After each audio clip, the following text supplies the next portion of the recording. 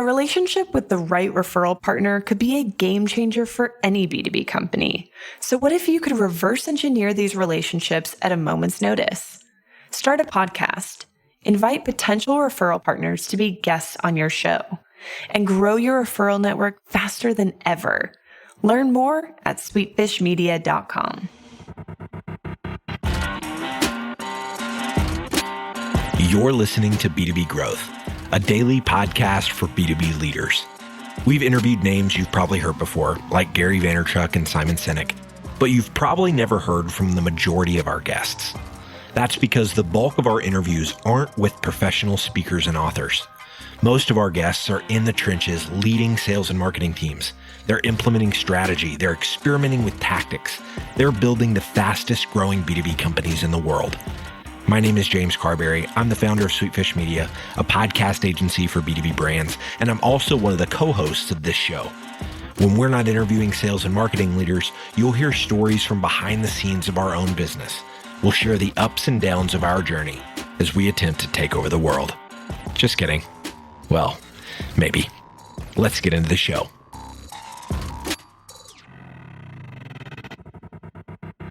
Welcome back to B2B Growth. I am your host for today's episode, Nikki Ivy with Sweetfish Media. Guys, I've got with me today Jake Baadsgaard, who is CEO at Disruptive Advertising. Jacob, how are you doing today? Doing fantastic. Excited to be here with you, Nikki. Good. Yes, I'm excited too. This isn't a subject we cover a lot on the show. We don't have a lot of PPC folks on. So I'm always glad to add a little bit of spice to what we do here, a little bit of fresh blood. Also, just you got some really interesting takes on how you approach supporting the folks that you work with and how you guys approach culture. But before we get into all of that, Jake, I would love if you would just give us a little bit of background on yourself and what you and the folks at Disruptive Advertising have been up to these days.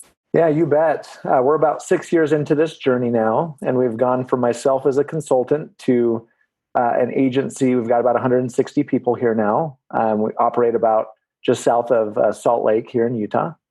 And, you know, it's interesting. At this point, we've actually worked with several thousand companies.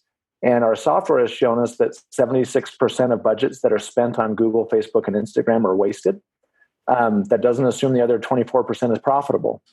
And so that's what we're known for. And companies that lack the bandwidth or expertise to really find that growth through those channels reach out to us, and we help them succeed. And their growth is our growth. And it's been an interesting journey. It's all about growth. And that's one of the things that you and I were talking about offline that I can't wait to get to, guys.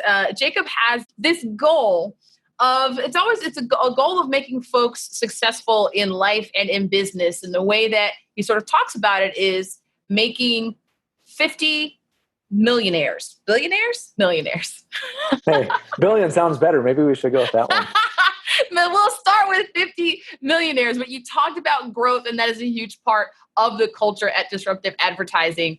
And so I'm just curious as far as why that's the cornerstone of what you guys are doing, and what are some of the key ways that you approach that? Yeah, I think every entrepreneur kind of goes on this journey of trying to find meaning, just like everyone else in life does. Sure. And we try to create that meaning through building a business. And a lot of the times those motivations, at least speaking for myself, weren't always the best motivations, right? Like making money only takes you so far in terms of motivation and being passionate about, or having so many employees. Like a lot of things can actually become pretty shallow or not that motivating pretty quickly. And you're kind of left wondering, well, what's left if you take away any sort of business success? Do I even like who I am?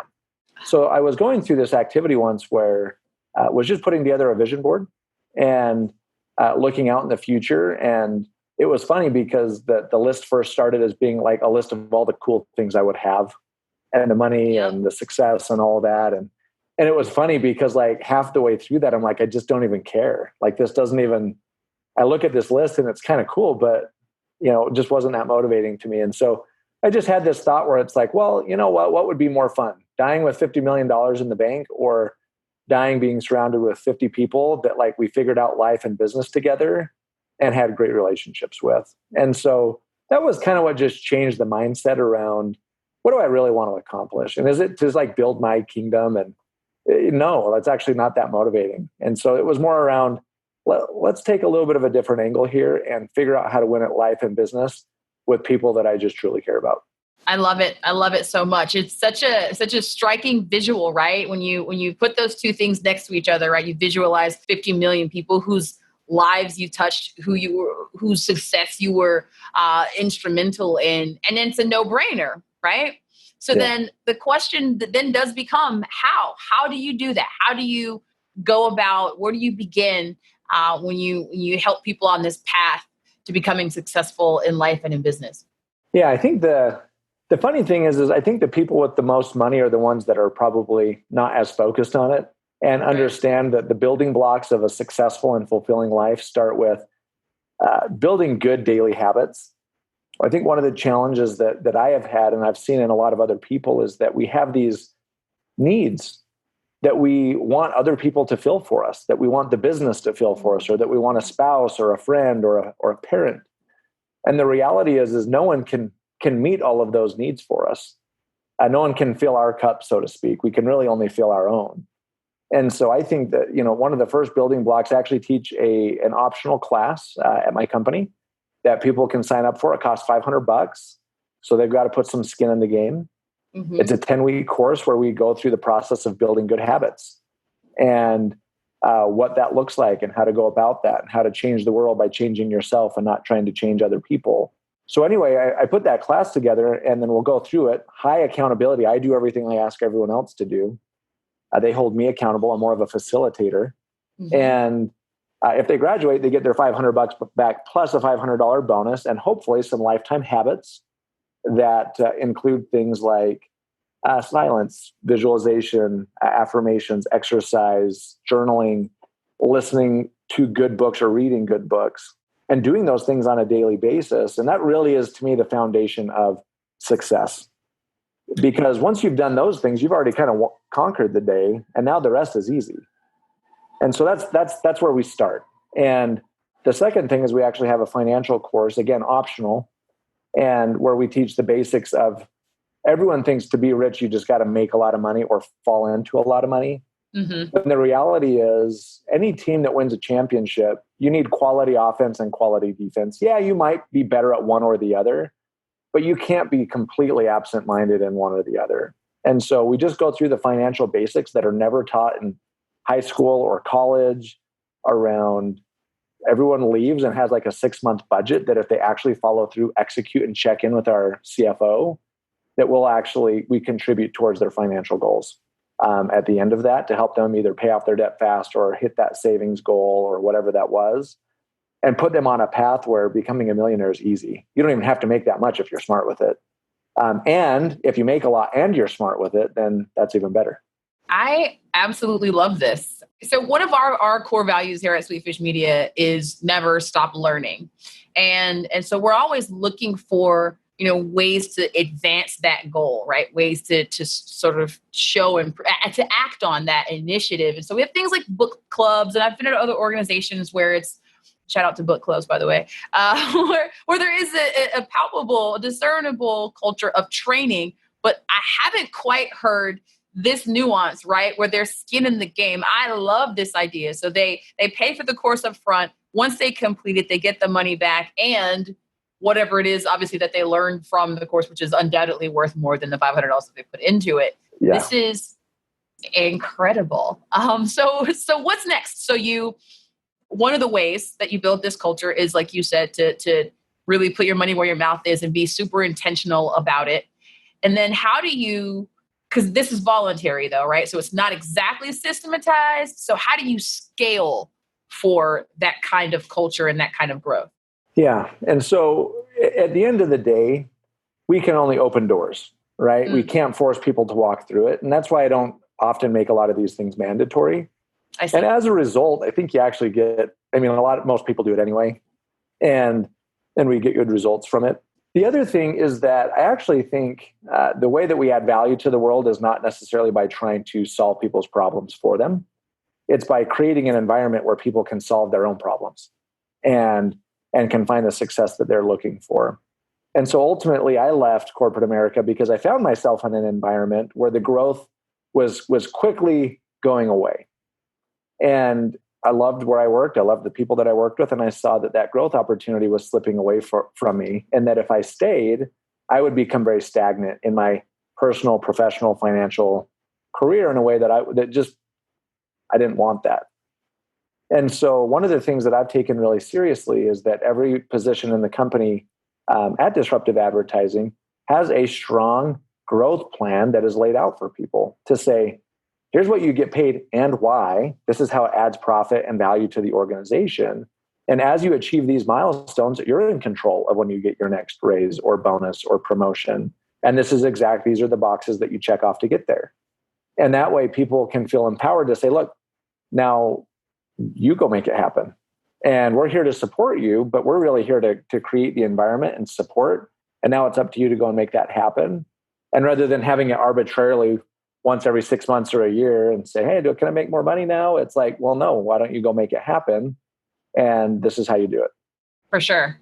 I got to tell you, this is not exactly what I understood we were going to be talking about today, but this is exactly what we should be talking about today. Yeah. And so thank you so much for laying out that little tidbit about what a real growth culture looks like and how to scale for it, which is to make it part of the plan for those individuals to begin with. And then what the spirit behind it needs to be. Because I think a lot of the time when you're talking particularly to salespeople and to business people in general, the goals that are put in front of us are material. And even if the career growth doesn't stop, even if you still concede that path, there's still the question, well, where does it end, right?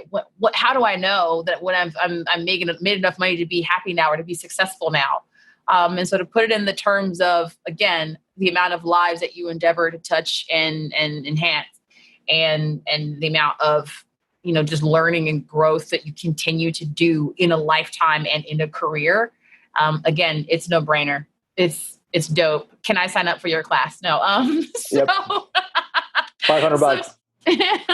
I got you. So now that I've successfully picked your brain and seen what I could get out of it, it is time, Jake, for you to tell us what you are putting in it. So tell us about a learning resource that you've engaged with that is either informing your approach or this just got you excited these days. Yeah. I did the math earlier this year, and I think I've spent like $400,000 on therapy and coaching at this point in my life.